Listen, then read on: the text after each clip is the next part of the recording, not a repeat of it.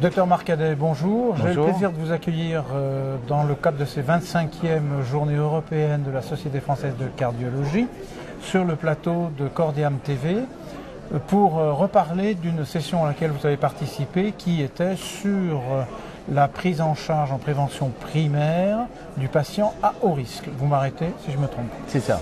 Donc, tout est dit dans le titre. Aujourd'hui, est-ce qu'en prévention, intuitivement, très facilement, on fait le lien entre accident, prévention secondaire, programme de prévention, c'est facile. En prévention primaire, c'est peut-être un petit peu plus délicat et on y pense moins bien, c'est moins structuré dans la tête des docteurs. Qu'est-ce qu'il en est ? Alors, la prévention primaire, et notamment pour le risque cardiovasculaire, jusqu'à présent, c'était la prévention primaire, généralement pour la population, c'était plutôt l'affaire des ministères et des grandes enquêtes épidémiologiques, INSERM et autres. Et les actions qu'il y a eu dans ce domaine, d'ailleurs, a fait bouger les choses, puisque l'activité physique est rentrée, puisque c'était ma session où je parlais d'activité physique dans ce cadre-là, à côté de l'aspirine ou statine ou uniquement la nutrition. Donc l'activité physique a légèrement progressé, enfin dans la population de manière significative, puisque actuellement il y a environ 63% des adultes qui pratiquent une activité physique suivant les recommandations. Par contre, dans le haut risque cardiovasculaire, c'est une toute autre affaire, et notamment chez le diabétique, les gens en surpoids, où on s'aperçoit qu'on a environ entre 30 et 40% seulement de cette population-là qui pratique une activité physique. Et alors, comment faire entrer ces gens dans la prévention primaire, en particulier par l'activité physique ? Est-ce qu'il y a déjà un bilan initial à prévoir ? Alors, dans le haut risque cardiovasculaire, sûrement. Il faut absolument avoir au moins une consultation cardiologique pour un bilan cardiologique qui comprendra dans l'idéal un test d'effort avec mesure des gaz expirés, parce qu'on pourra conseiller au mieux le patient pour avoir une activité ciblée, personnalisée, puisque c'est un peu le thème de ces 25e journées. On est en plein dans le thème de prédilection de ces journées. Et donc on pourra faire cette prescription que si on a cet examen-là. Mais le bilan ne doit pas s'arrêter au cardiovasculaire. Il faut aussi que le bilan soit ostéo-articulaire, musculo-tendineux, de voir l'ensemble des pathologies chroniques, BPCO, syndrome d'apnée du sommeil, etc. Donc ça rentre dans un cadre beaucoup plus général. Et à partir de ce bilan, on va proposer une activité qui soit vraiment ciblée sur le patient.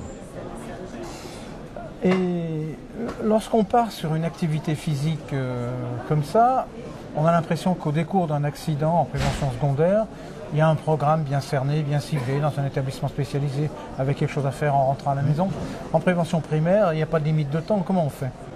Voilà, alors c'est un peu toute la difficulté. Déjà, il faut que le médecin y pense et où l'envoyer et quoi faire. Alors effectivement, ça ne peut pas trop s'improviser, parce qu'on le verra peut-être un petit peu plus tard, mais il faut avoir certaines activités qui nécessitent quand même une éducation. Marcher, tout le monde sait le faire. Du tai chi, du yoga ou des exercices de souplesse et de gymnastique, c'est beaucoup plus difficile, il faut apprendre les gestes et surtout pas faire de mauvais gestes. Donc, à qui s'adresser ? Je pense que les centres de réadaptation sont quand même les mieux équipés actuellement pour faire un programme ou un pré-programme ou une initiation à un programme d'activité physique, parce que ça peut rentrer tout à fait dans le cadre de leurs attributions que d'avoir à gérer le haut risque cardiovasculaire. Et là, il y a toute une équipe pluridisciplinaire qui pourra s'adapter justement à la demande des patients. L'idéal pour moi, c'est ça, commencer par un centre de réadaptation. Et alors vous avez évoqué en filigrane les différentes possibilités qui ne se résument pas à la marche encadrée.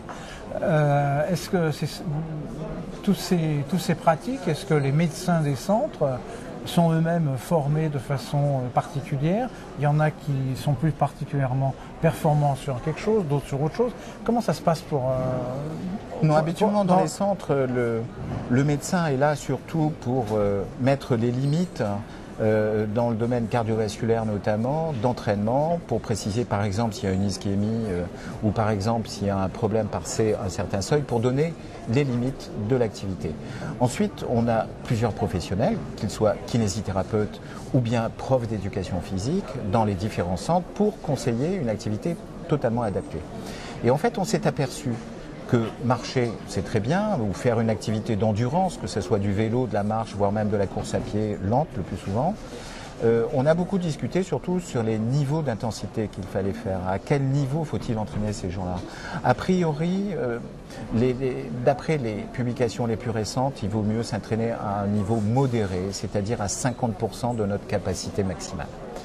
Mais il faut associer à cette activité d'endurance des activités de résistance, et notamment chez les sujets les plus âgés qui ont besoin d'être remusclés, et de faire de la résistance non pas avec des poids extrêmement lourds, mais de la résistance modérée, souvent en s'aidant de son propre poids par des exercices adaptés.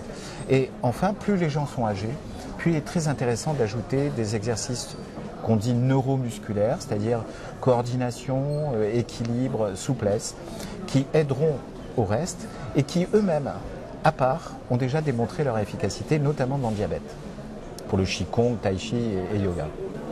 Et quand ces patients sont passés dans vos mains, ils rentrent chez eux, ils ont un programme à faire chez eux.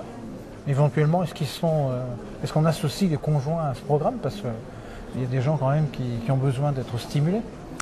Absolument, c'est une excellente idée et qu'on essaye d'adapter, c'est d'associer l'ensemble de la famille. Voilà, s'ils ont des enfants, il faut aussi mettre les enfants dans cette activité. Et donc c'est en discutant au cours de la première consultation ou de la dernière consultation après la réadaptation avec les patients et leurs conjoints, d'essayer d'adapter quelque chose qu'ils puissent le faire en groupe et sur le mode plaisir et non pas contrainte. C'est pas je fais mon sport parce que je suis obligé, c'est un médicament. Non, c'est parce que j'y trouve maintenant du plaisir. Et ça, le début est extrêmement important pour arriver à trouver le plaisir. Et les coachs sportifs, etc., sont là pour ça, pour montrer le plaisir qu'on peut avoir à faire de l'activité physique. Le problème, c'est effectivement qu'un grand nombre de patients vont arrêter au bout de 6 mois. On a 50% d'abandon de l'activité à l'occasion d'une grippe, à l'occasion d'une blessure, d'un déplacement simplement en province ou à l'étranger. On arrête et on a de grosses difficultés à reprendre. Là, on est en train de réfléchir à savoir comment faire. Je pense que le mieux, c'est la consultation du médecin qui dit « Est-ce que vous en êtes tout de votre activité physique? Jusqu'où êtes-vous allé ?» Il faut reprendre. Qui s'y intéresse lui aussi. Il faut qu'il s'y intéresse. À la limite, il faut qu'il l'écrive sur son ordonnance. C'était le résultat du rapport de l'HAS sur les traitements non médicamenteux. Il faut écrire sur l'ordonnance que vous devez faire tant d'activité physique par semaine et montrer qu'on s'y intéresse et que c'est important pour nous. Si vous oubliez de poser la question, c'est donc que ce n'était pas important. Voilà, il faut y penser. Vous avez évoqué tout à l'heure le bilan initial avec des paramètres chiffrés. Est-ce que ce bilan est reproduit et peut servir de base à évaluer l'évolution positive, je suppose, et encourager le patient, justement? Absolument.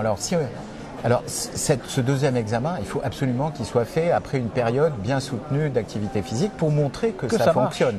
Mais si on attend, comme malheureusement je le vois un peu trop souvent, après 3 mois d'abandon, il ne se passe plus rien, on retrouve à la case départ.